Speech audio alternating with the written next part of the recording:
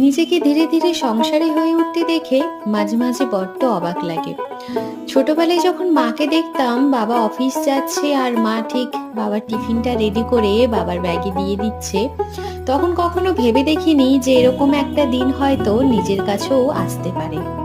ছোট থেকে বড় হয়ে ওঠাটা এমন ভাবে যে কখনো এতটা সংসারী হয়ে উঠবো নিজে কখনো সেটা ভাবিনি। ছোটবেলাতে যখন মায়ের শাড়ি পরে বউ সেজে বউ বউ খেলতাম, তখন এটা ভেবে দেখা হয়নি সত্যি সত্যি আসলে বড় হয়ে বউ সেজে অন্য কোথাও যেতে হতে পারে। আমি যখন ছোট ছিলাম তখন মায়ের কাছে এরম করে নাকি বায়না করতাম যে আমি কখনো বড়ই হব না। মা বলতো কেন, তুই কেন বড় হবি না?